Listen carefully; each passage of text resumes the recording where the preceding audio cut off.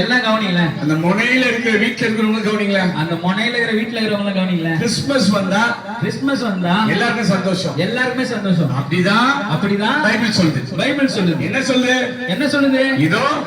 இதோ சகல மனுஷருக்கும் சமாதானம். எப்ப சொல்லப்பட்ட வார்த்தை? இயேசப்பா பிறக்கும் பொழுது பிறக்கும் பொழுது ஒரு அடையாளம் சொல்லப்பட்டது. என்னன்னு? எல்லா மனுஷனுக்கும் சந்தோஷம். எல்லா மனுஷனுக்கும் சந்தோஷம். எனக்கு அருமையானவர்களே,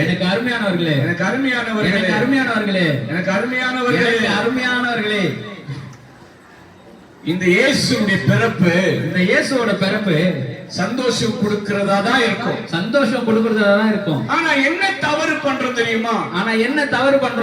கிறிஸ்துமஸ் மாசத்துக்கு மாத்திரம் சந்தோஷம் கொடுக்கிறதுக்கு ஏசப்பா வரலங்க.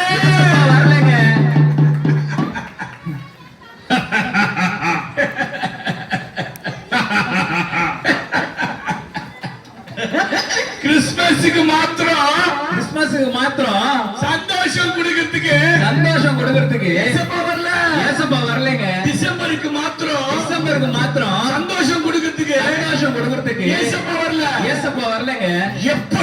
எப்பவுமே ஜனங்க மக்கள் சந்தோஷமா இருக்கணுங்க. உங்களுக்கு தெரியுங்களா? உங்களுக்கு தெரியுமா? எவ்வளவு துக்கத்துல இருந்தாலும் புளியாந்தோப்புல ஒரு தம்பி இருக்கான். அவன் வந்து தலையெல்லாம் ஒரு மாதிரி வச்சுட்டு இருப்பான். என்ன வச்சுட்டு இருப்பான்? கருப்பு முடிக்கு பதிலா பிரவுன் முடியா மாத்திருப்பான். அவன் கொஞ்சம் வித்தியாசமா இருப்பான்.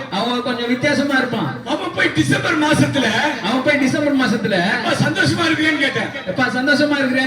அவன் வாயில பதில் சொல்லுங்க. அவன் கானா பாட்டு பாடுறவன். அவன் கானால பதில் சொன்னான். எப்படி சொன்னா?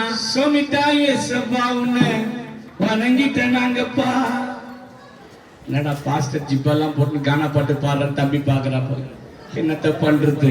அந்த தம்பி பாடிட்டான், இந்த தம்பி இந்த ஐயாவும் பாடுறாரு.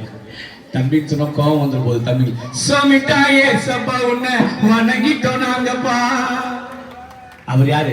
மகிமை தரும் மஜா ஏசப்பா, என்ன அழகு பார்க்கும் நல்ல ஏசப்பா. அல்லேலூயா அல்லேலூயா அல்லேலூயா.